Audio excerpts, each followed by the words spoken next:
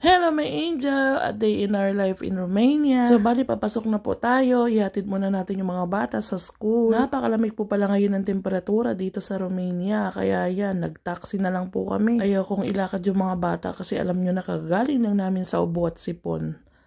Hi guys! Natulo ang uhog ko. Sobra po ang lamig dito ngayon sa Romania. So guys, sobrang maaga tayo ng 15 minutes. Dapat 10 o'clock na papasok ako dito. Pero ano pa lang, 9:45. So mag-stay muna tayo dito.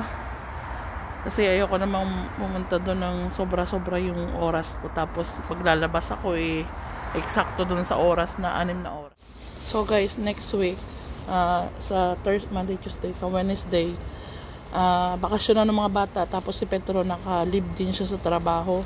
Pabalik sila ng probinsya, kaya lang hindi naman ako sasama. Kasi alam nyo na, kailangan may trabaho dito. Pero mag-uwi ako doon siguro ng Friday, Saturday, Sunday. Tignan nyo guys kung gaano kataas yung bahay.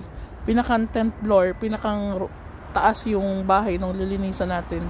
Ganito yung itsura. 1, 2, 3, 4, 5, 6, 7, 8, 9. Pinakang taas, 10th floor. Kasi yung bahay na nililinisan, kung meron silang ganyan, yung malaking terrace. Kita nyo. Ganyan pare-parehas yung itsura. So yan, nagbalot na ako kasi nalalamigan din yung tainga ko. So guys, bali may mga Pilipina din na nagtatrabaho dito. Kaya lang hindi ko sila natatagpuan. Ewan ko, naririnig nyo naman siguro ako kasi medyo maingay.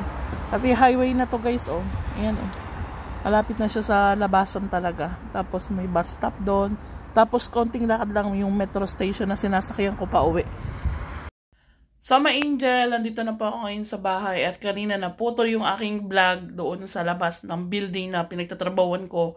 Kasi po ako ay nalobat. Nakakatuwa lang kanina, my angel. Kasi nung pagpasok ko po doon sa bahay nung client ko ay naabutan ko yung asawa niya. At yung nagkwentuhan kami. Tapos nalaman nga nila na nagbo-vlog ako. So guys, titanong nila kung ano yung YouTube channel natin. And sabi ko meron din akong Facebook page. Hanapin nyo din. So sinabi ko yung page ko na may diary. So yun, nagulat sila na magaling daw pala ako magluto. So sabi ko hindi naman, sakto-sakto lang. And nagtanong si among lalaki na about sa pagbablog ko. Kung gumagamit daw ba ako ng paano yung editing style na ginagawa ko. Yung kung may AI daw akong ginagamit. Nakakatuwa lang may angel kasi nga komportable ako maglinis sa kanila. 'Di ba nung una kong araw, mga dalawang araw. Unang araw talagang as in binabantayan ako nila. Syempre bago lang ako at di pa naman nila ako kilala. At yun yung ikalawang araw ko sa kanila nung naglilinis ako, nandyan din sila. Pero nung ikatlong araw ko na guys, iniiwanan nila ako dun sa bahay. At one time nung naglinis ako doon nung last week na medyo uminit-init dito, umalis. Kasi wala talaga sa bahay yan, sa maghapon yung asawa niya lalaki. Tapos yung si among babae ay umalis kasama yung anak niya. So iniiwan na nila ako sa bahay. So it means guys na kahit paano ay may tiwala sa atin yung ating syempre 'di ba hindi basta-basta yung amo natin, judge at saka lawyer. So ang sarap pa lang, alam mo yun, ang sarap pa lang makasalamuha ka ng mga taong katulad nila. Alam mo yung hindi, is not about the profession guys. Alam mo yung napaka-open-minded ng ang lawak ng mga pangunawa nila. Ang sarap makapag-usap ng mga ganyan tao. Katulad ng si among babae yun, judge. Ang dami mong matututunan sa kanya. Sa lahat, sa buhay, sa mga politics, sa mga batas. Marami kang matututunan. At yun guys, every Monday ako nag-work sa kanila. So every Monday, marami kaming napapagkwentuhan about sa life, sa buhay, lahat-lahat. So sa mga politics, napapagkwentuhan namin. And yun guys, kaya pala sabi ko parang ang komportable ko sa kanila. Alam niyo kung bakit? Kasi pala si among babae, ang birthday niya is student.